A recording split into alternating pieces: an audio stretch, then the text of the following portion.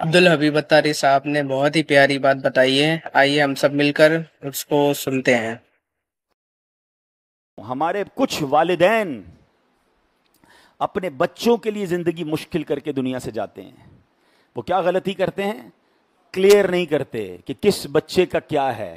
ہوتا کیا ہے، ماں کسی بچی کے گھر گئی، بیٹا میرے مرنے کے بعد سونا تو نے لے لینا ہے۔ باپ نے کسی بچے کو اکیلے میں کہہ دیا، بیٹا یہ میرا انتقال ہو نا، یہ پلاٹ تیرا ہے۔ ماں نے کسی دوسری بچی کو کہہ دیا، مر جاؤں تو یہ گھر تیرا ہے۔ اچھا، سب کو کہہ دیا، آپس میں بٹھا کے کسی کو نہیں کہا۔ ماں باپ کی آنکھیں بند ہوئی، بہن قسم کھا رہی ہے ماں نے سونا مجھے کہا تھا، بھائی کہتا ہے پلاٹ مجھے کہا تھا، وہ دوسرا کہتا ہے گھر مجھے کہا تھا، سارے لڑ رہے ہیں۔ یہ کیا کر رہے ہیں آپ؟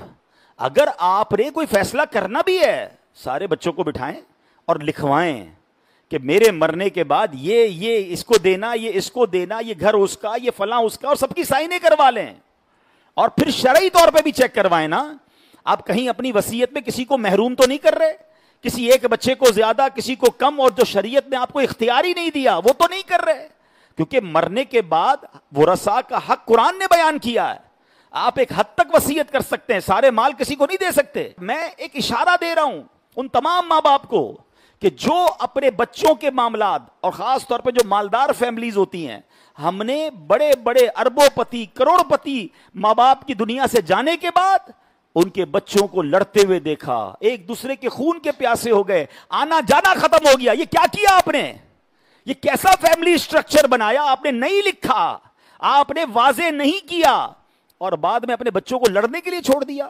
حالانکہ صحیح بتاؤں میں، زندگی میں اگر ماں باپ بچوں کو بٹھا لیں اور ایگریمنٹ وغیرہ کر لیں، کوئی بچہ نہیں لڑے گا، سب خوشی خوشی بات کر لیں گے نا۔ آپ سے بات ہو جائے گی، پلس مائنس جو بھی ہے ڈسکس ہو کر سائنیں ہو جائیں گی، بعد میں آپ کا خاندان جڑا رہے گا۔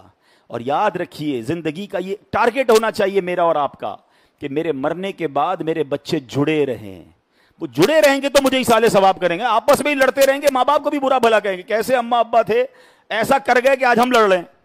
کیا فائدہ کیا آپ نے؟ کروڑوں روپے لاکھوں روپے کمائے بھی اور بچوں کو لڑنے کے لیے چھوڑ دیا؟ نہیں۔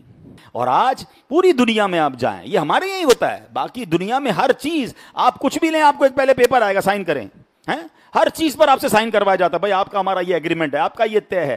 پڑھے لکھے لوگوں کو ہم نے دیکھا، زبانی ڈیل بھی ہو جاتی ہے، تھوڑی دیر بعد ان کا ایک میسج آتا ہے کہ حضرت ذرا میسج پہ بھی کنفرم کر دیں، ای میل پہ کنفرم کریں ہمیں کہ ہماری جو آج بات ہوئی ہے اس کی یہ منٹس تھے، یہ ہماری طے ہوا ہے۔ بندہ کہ یار میں زبانی کہہ تو گیا ہوں، کہتا نہیں لکھ کے دیں۔